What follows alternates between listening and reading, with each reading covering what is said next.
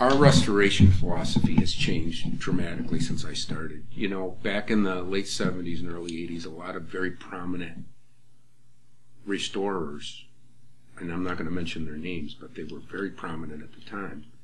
When they restored a 1015 or any jukebox, it doesn't matter what it looked like, they stripped it down, refinish, re-veneer, re-nickel, re-this, re-that, new plastics, new bubble tubes, new everything, new grill cloth, no matter how good the original grill cloth looked.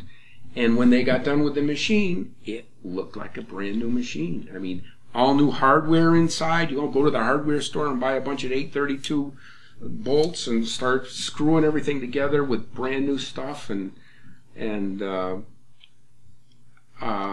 we've gotten to the point now on Wurlitzers. Here's a Wurlitzer right here with original nickel plating. I mean, it has such a beautiful, warm appearance. No pitting, no rust. It would be a shame, to me anyway, it would be a shame to send this out and have it just because, you know, to have it replated and renickeled. Sure, it would be a lot shinier and it would look more like new, but every once in a while we lose track of the fact that these are wonderful old surviving antiques, and we have to have a mind for that. We have to think, wait a second, this is a piece of history we're dealing with. Do we want to preserve history, or do we want to completely redo history and make it look like something it never looked like to begin with? The finish on this machine is original.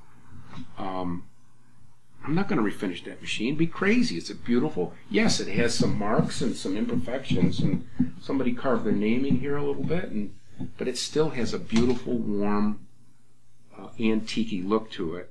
So if a customer calls and says, you know, we got this machine and we want to have it restored and this and that and whatever, and the question always comes up, well, do you want a grade 1 restoration, or would you like a preservation type restoration? And I explained to them, you know, that I prefer, at this point, now that we've been all these years down the road, 30 years down the road, whatever it is, I prefer to preserve whatever is worth preserving on the machine, and only replacing what needs it. For instance, a lot of times you get a jukebox, yes, the finish might be a little dry, and the plating is certainly dirty and whatever, and there's a hole in the speaker cone, and the rubbers holding the speaker together are all dried up, and the rubbers on the mechanism are all dried up, and the foil inside is a little touch tattered here or there, but looks good. I would much rather, okay, let's recone the original speaker. Let's just clean the original foil and leave it the way it is. I mean, that's the foil that Wurlitzer put in there.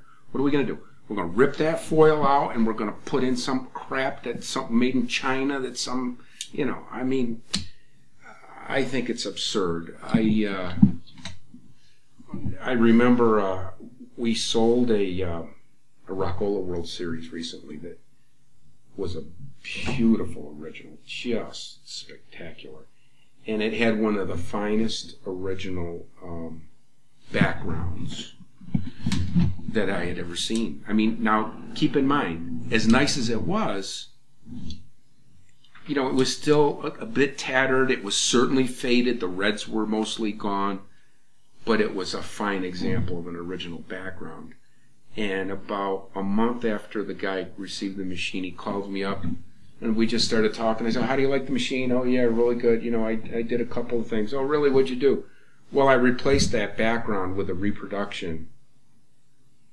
And I almost sat down and started crying because, and I said, well, what'd you do with the original one? And he said, well, you don't want to know what I did with the original one. And I said, no, I really don't want to know. So anyway, to make a long story short, our restoration philosophy has really changed through the years. Now, if you're talking about a Seeburg C or something like that, it's a different story, you know. And maybe someday I'll feel the same about those kind of machines, that they should be preserved as much.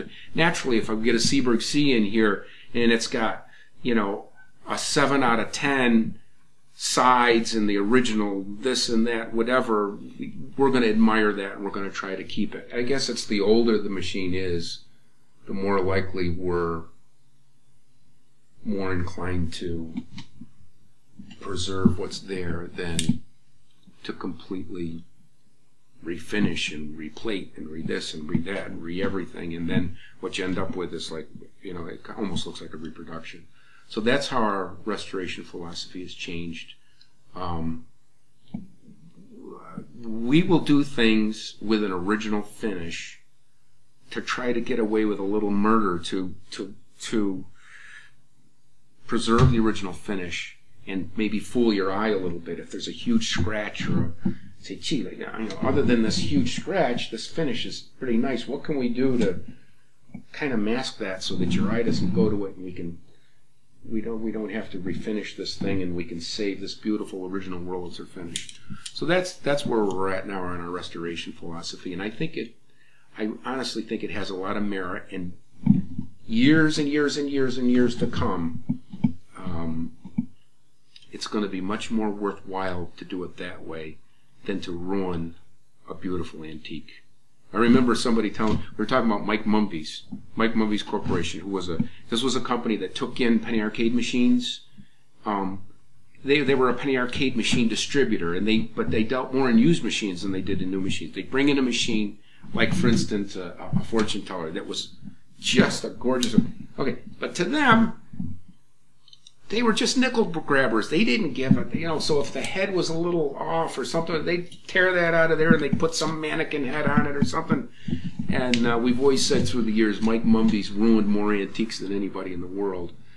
But we have to remember, at the time, this was a business. They were nickel grabbers. They were trying to make money. They were doing whatever they could do to get that machine back on location, back in some penny arcade, collecting money. So things have certainly changed, and we're looking at these machines much differently than we used to.